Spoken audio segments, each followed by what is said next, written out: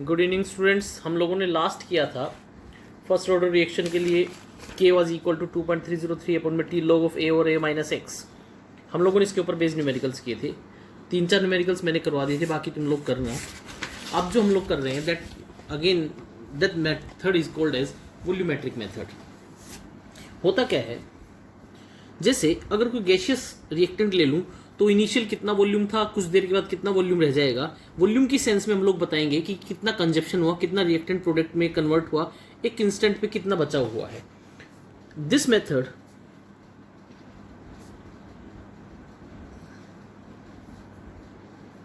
Involves measurement of volume of reacting species.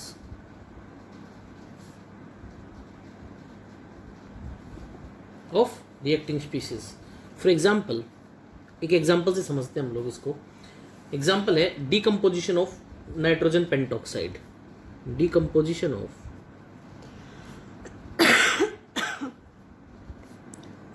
N2O5। मैं example करवाता हूँ। मैं कहता हूँ N2O5 gaseous gives N2O4 या 2NO2 प्लस हाफ O2।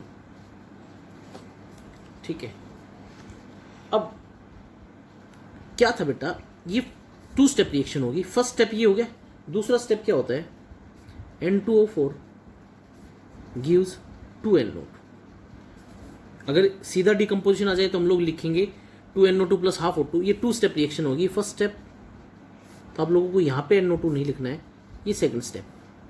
जो फाइनल रिएक्शन आएगी वो आएगी कुछ ऐसी, N2O5 gives 2NO2 plus half O2। ठीक है, अब मैं क्या कहता हूँ इनिशियली हम लोग क्या कहते हैं, decomposition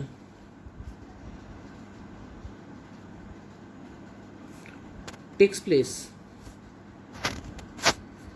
in presence of CCl4। तो रिएक्शन क्या हो गई, volume of oxygen collected at time t EVT is directly proportional to, देखो वॉल्यूम ऑफ ऑक्सीजन इतना जिधर बनेगा इतना ये डिकम्पोज हुआ होगा, अमाउंट ऑफ N2O5 डिकम्पोज्ड। मेरे हिसाब से बात समझ में आ गई होगी। कुछ नहीं है यार, ये रिएक्टेंट साइड है, ये प्रोडक्ट साइड है। ठीक है, प्रोडक्ट साइड जितनी बनेगी इसका मतलब रिएक्टेंट उतना ही डिकम्पोज हुआ होगा। दूसरा तो मैं क्या लिख सकता हूँ, VT is directly proportional to X। X इसके अमाउंट बता रहा है।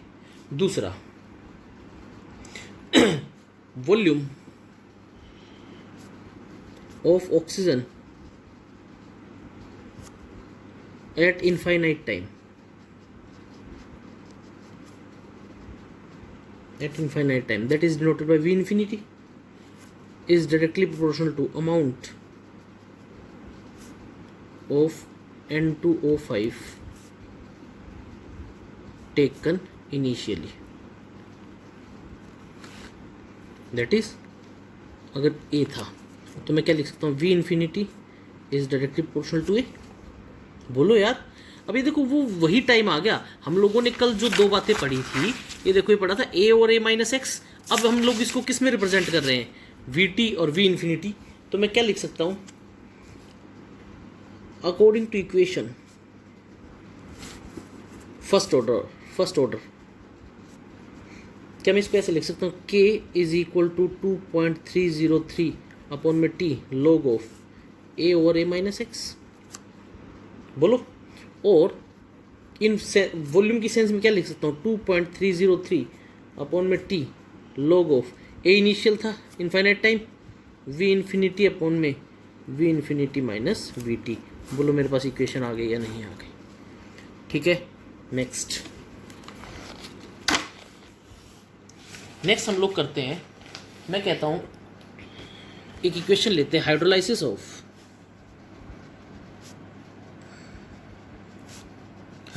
Of ester. लो जी करवाता हूँ। एस्टर क्या है, RC double bond CH3COO C2H5 plus H2 gives acetic acid plus ethyl alcohol in presence of H positive. Hydrolysis of ester acidic medium में होता है। ठीक है, मैं कहता हूँ देखो, हाइड्रोलाइसिस ऑफ एस्टर है ना, किसी भी एल्कली की प्रेजेंस में होगा। और एल्कली हम लोग यहाँ पे मान लो लेते हैं NaOH, तो मैं पहली रिएक्शन क्या लिखता हूँ, concentration of acetic acid produced can be determined by titrating reaction mixture against NaOH। ठीक है, तो V nought is equal to catalyst of acid.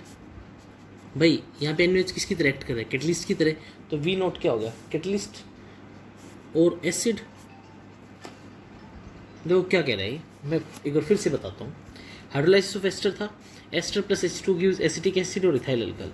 Acidic medium में है, एसिडिक मीडियम H पॉजिटिव यहाँ पे बता रहा है कि तुम लोगों ने यहाँ पे कोई एसिड लिया है, तो एसिड किसकी तरह एक्ट कर रहा है, कैटलिस्ट की तरह। और concentration of acetic acid can be determined by titrating reaction mixture against NaOH। कितना एसिड प्रोड्यूस हुआ, बेस के अगेंस्ट टाइट्रेट करेंगे, न्यूट्रलाइजेशन रिएक्शन हो जाएगी, पता लग जाएगा कि तुम लोग देखो NaOH की अमाउंट लो और उसको एसिड के अगेंस्ट टाइट्रेट करो, तो न्यूट्रलाइजेशन रिएक्शन से तुम्हें पता लग जाएगा कि NaOH गिवन अमाउंट कितने एसिड को न्यूट्रलाइज कर पा रहा है। तो यहाँ से एसिड की अमाउंट आ गई। तो अगर मैं कहता हूँ V nought is equal to catalyst और एसिड, तो मैं क्या कहता हूँ, volume of NaOH at time t, volume of NaOH at time t, तो ये क्या हो गया, VT इज इक्वल टू कितना एसिटिक एसिड बना प्लस कैटलिस्ट। बोलो होगा या नहीं होगा, ठीक है। और volume of NaOH at infinite time किससे करेंगे, V infinity is equal to V infinity CH3COOH plus catalyst. ठीक है, अब देखो, अब हमारे पास क्या आ गया, इनिशियल कंसंट्रेशन जिसको रिप्रेजेंट करते थे हम लोग उस फर्स्ट ऑर्डर रिएक्शन में A से, that is equal to V infinity minus V nought. ये फाइनल, ये initial, V infinity minus V nought. और रिमेनिंग कंसंट्रेशन,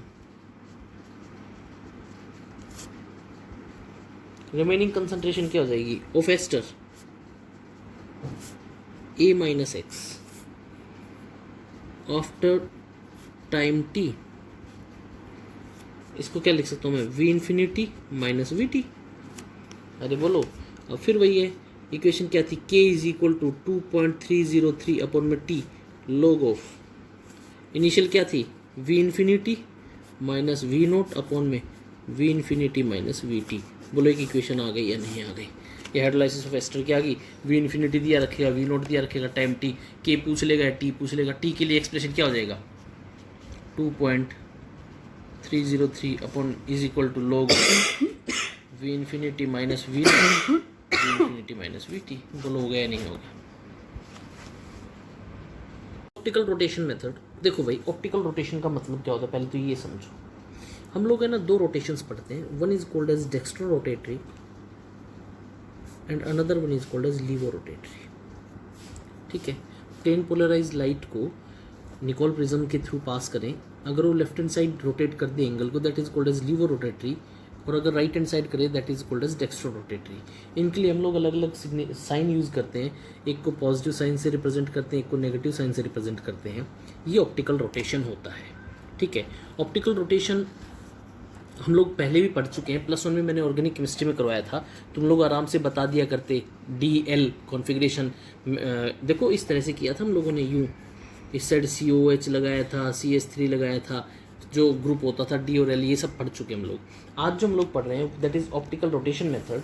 और मैं पहला पॉइंट लिखता हूँ, पहले लिख देता हूँ, फिर फॉर्मूले के हिसाब से सारा समझाता हूँ।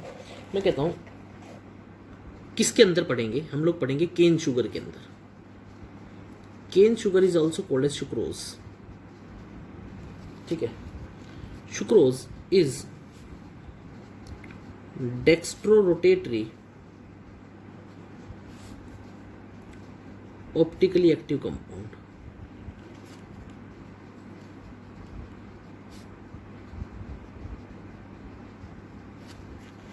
ठीक है। It undergoes hydrolysis to form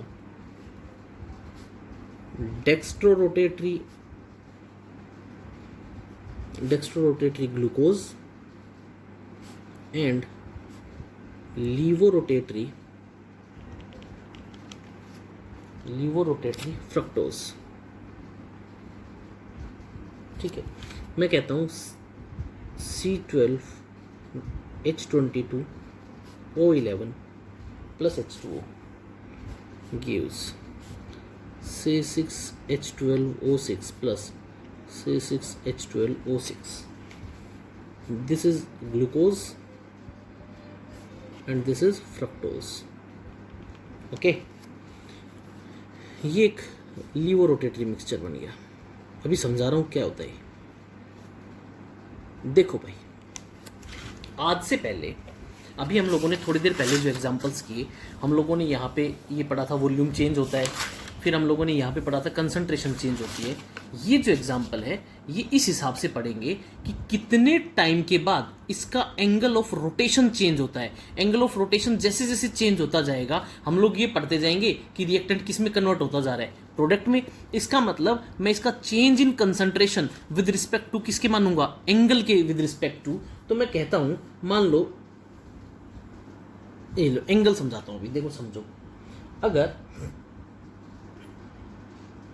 ये 0, ठीक है, अगर मान लो यहां पे जब एंगल पहुंचता है तो ये हो जाता है RT, ठीक है। और अगर यहां पे ये पहुंचता है तो ये हो जाता है मान लो R0, ठीक। ये कितने डिग्री, 90 डिग्री। ये भी कितने डिग्री, 90 डिग्री। अगर यहां से RT से R0 ये जितना टाइम लेगा, ये RT से यहाँ पे कुछ एंगल है, ये एंगल बढ़कर के इतना होगा, टुवार्ड्स 90 जा रहा है। इसका मतलब एंगल जैसे बढ़ेगा, इस एंगल को मैं रिप्रेजेंट किस में मान लूंगा कि ये जैसे जैसे एंगल चेंज हो रहा है। देखो बेटा, यहाँ पे जो ये था इसका एंगल था +66.5 डिग्री, ठीक है। और यहाँ पे ग्लूकोज का एंगल हो गया +52.5 डिग्री, और ये हो गया -92 डिग्री। अब बताओ एंगल चेंज हो रहा है या नहीं हो रहा है? एंगल चेंज हो रहा है। मैं change in concentration with respect to angles मान रहा हूं। तो ये जो एग्जांपल है that is called as inversion of cane sugar. Inversion, दो चीजें होती, इन्वर्ट, इन्वर्ट से बना इन्वर्जन, ठीक है। अब जो हम लोग पढ़ेंगे तो मैं कहता हूं when sucrose is hydrolysed,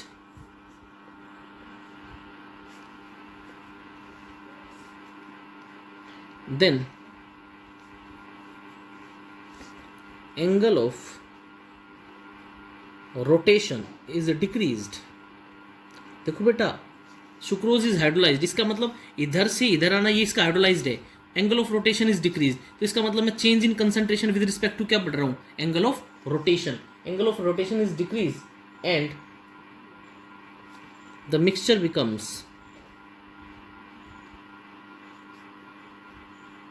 becomes levorotatory, ठीक है। मैं कहता हूं स्टार्टिंग में angle of rotation at start is equal to r nought, ठीक है।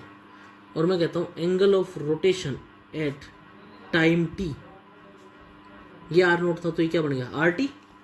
अरे बोलो बन गया या नहीं बन गया। तो मैं क्या कहता हूँ angle of rotation at infinity time क्या हो जाएगा आर इन्फिनिटी। बोलो बात समझ में आई या नहीं आई। तो मैं अब देखो ये angle of rotation at start था, ये इन्फिनिटी, तो बेटा इनिशियल कंसंट्रेशन ऑफ ए, तो क्या मैं इसको ऐसे लिख सकता हूँ R note minus are infinity is directly proportional initial concentration of A. A यहां पे कौन है सुक्रोज, ठीक है। Are note minus R T is directly proportional to, बताओ R note minus R T at time T, तो क्या लिख दूंगा मैं concentration of sucrose hydrolysed X. तो देखो क्या हो गया ए माइनस एक्स क्या हो जाएगा r note minus are infinity minus r note minus R T is directly proportional to a minus x. क्या था a over a minus x होता था वो इनिशियल कंसंट्रेशन, ये फाइनल कंसंट्रेशन। तो the remaining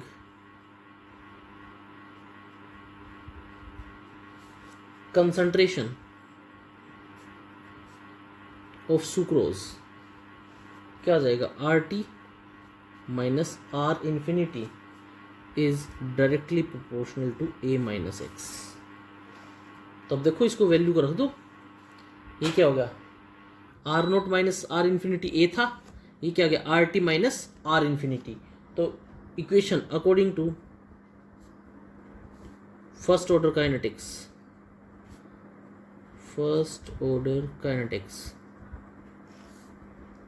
k is equal to 2.303 upon t log of r naught minus r infinity upon क्या होगा r T minus are infinity. बोलो बेटा ये एंगल के हिसाब से समझ में आया नहीं आया। इफ केस पढ़ते हैं, if case first, if r nought is not given,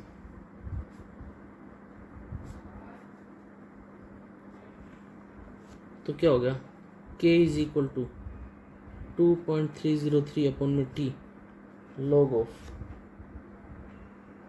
are infinity, r nought नहीं दे रखा है, r infinity upon r infinity minus are t. अरे बोलो क्योंकि ये तो with respect to r T minus, ये देखो यहाँ आर नोट होगा ही नहीं कहीं पे, तो क्या हो जाएगा r infinity minus are t, r nought है ही नहीं। केस सेकंड क्या है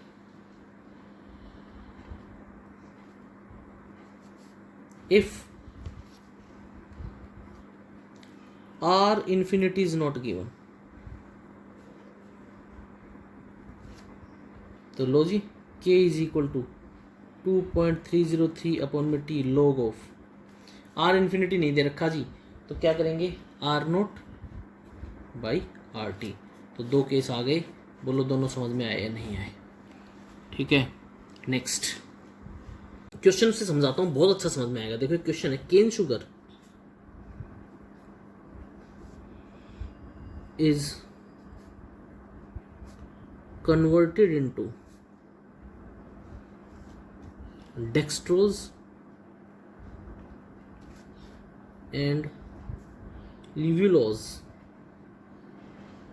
शुगर है कुछ नहीं, इनके नाम है डेक्सट्रोज, लिव्युलोज, फ्रक्टोज, ये सब शुगर के नाम होते हैं। लिव्युलोज बाई डाइल्यूट एसिड, ठीक है। तो रेट ऑफ इन्वर्जन दे रखा है टेबल के हिसाब से, ये लो टेबल बना लेते हैं, ठीक है। सबसे ऊपर ये दे दिया यहाँ पे टाइम, ठीक है, और ये दे दिया एंगल। लो जी करो, सबसे पहले 0 एक, दूसरा है 10 मिनट के बाद, तीसरा है 20 मिनट के बाद, तीसरा है 30 मिनट्स के बाद, 40 मिनट्स के बाद, 100 मिनट्स के बाद, और ये है जी इन्फिनिटी पे।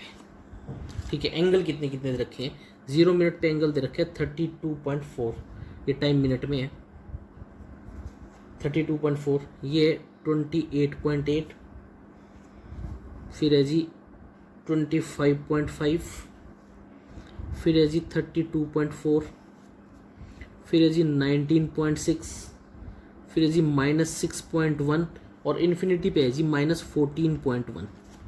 देखो कुछ नहीं है, तुम लोगों को ये सब वैल्यूज दे दी, r nought, r infinity, r T minus are infinity. अभी सारा निकालते हैं क्वेश्चन। ठीक है, ये क्या पूछ रहा है, show that reaction is first order and calculate value of t। लो जी, सबसे पहला केस पढ़ते हैं, केस फर्स्ट। जब टाइम कितना है 10, देखो when t is equal to 10। ठीक है, t इज इक्वल टू 10 था, तो हमारे पास आर नोट कितना था, 32.4 था, और बेटा r T at time t वो कितना था, 28.8, और आर इन्फिनिटी कितना था, -14.1। एक चीज सब में कॉमन रहेगी, वो रहेगा आर इन्फिनिटी। अब मेरे पास फॉर्मूला क्या था, देखो एक बार, के 2.303 अपॉन में टी, अगर फर्स्ट ऑर्डर काइनेटिक्स है, log of r note minus are infinity upon r T minus are infinity. बोलो, कुछ भी नहीं है यार। देखो ये आर नोट इनिशियल कंसंट्रेशन 0, जब रिएक्शन शुरू नहीं हुई है, टाइम कितना है 0, 32.4। अब 10 मिनट के बाद आर टी कितना हो गया, 28.8, फिर आर इन्फिनिटी -14.1। यही तो वैल्यूज रखी हैं। अब मैं इनको सॉल्व कर देता हूँ। देखो जी, टी कितना है, 0 से 10 आए 10, log ऑफ आर नोट कितना दे रखा है, 32.4 -14.1 अपॉन आर टी 28.8 -14.1। ठीक है, ये क्या हो गया, 2.303 अपॉन में 10 log ऑफ माइनस माइनस क्या हो गया प्लस, तो क्या हो गया 46.5 अपॉन माइनस माइनस प्लस, ये हो गया 43.9, नो सॉरी 42.9। ठीक, इसको जब हम सॉल्व करेंगे तो log a by b log a minus b, देखो ये क्या है 46.5, इसका log लेंगे तो डेसिमल से पहले कितनी है 2, तो क्या करेंगे 1.46 की वैल्यू किस पे देखेंगे 5 पे, तो क्या सॉल्व करेंगे तो इसका ये आएगा 0.008 मिनट इनवर्स। ठीक है, दूसरा देखो, when t is equal to 20, लो जी t is equal to 20, r nought कितना हो गया, वही रहेगा 32.4, आर टी कितना हो गया, बोलो शाबाश, वेरी गुड, कितना 25.5, और आर इन्फिनिटी अपने को दे ही रखा है कितना है, -14.1। अरे बोलो समझ में आ रहा है या नहीं आ रहा है। अब देखो k is equal to 2.303 upon में टी हमेशा इनिशियल से शुरू करेंगे, 0 से कहाँ तक आ गए हम लोग 20 तक, तो टाइम टेकन कितना होगा 20 minutes, log of r nought कितना है 32.4 माइनस आर इन्फिनिटी कितना है -14.1 अपॉन 25.5 माइनस माइनस 14.1। इसको फिर सॉल्व करेंगे तो क्या आएगा, माइनस माइनस प्लस, क्या मैं इसको ऐसे लिख सकता हूँ 46.5 अपॉन प्लस 39.6। इसको फिर सॉल्व करेंगे तो यहाँ से जो वैल्यू आएगी वो क्या आएगी 0.008 मिनट इनवर्स।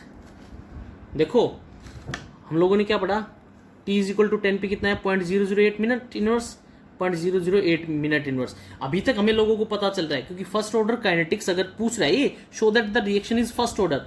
फर्स्ट ऑर्डर के लिए के की वैल्यू कांस्टेंट रहनी चाहिए। अभी तक तो के की वैल्यू कांस्टेंट है। के फर्स्ट केस में कितना है 0.008 मिनट इनवर्स, दूसरे केस में कितना है 0.008 मिनट इनवर्स। अब तीसरे केस में भी देखते हैं। लो जी, when t is equal to 30 तो आर नोट कितना हो गया, आर नोट हो गया 32.4। और हम लोगों को पता है आर टी कितना है, आर टी हो गया ये था 22.4 और आर इन्फिनिटी हम लोगों को पता -14.1। लो जी, वैल्यू रखते हैं।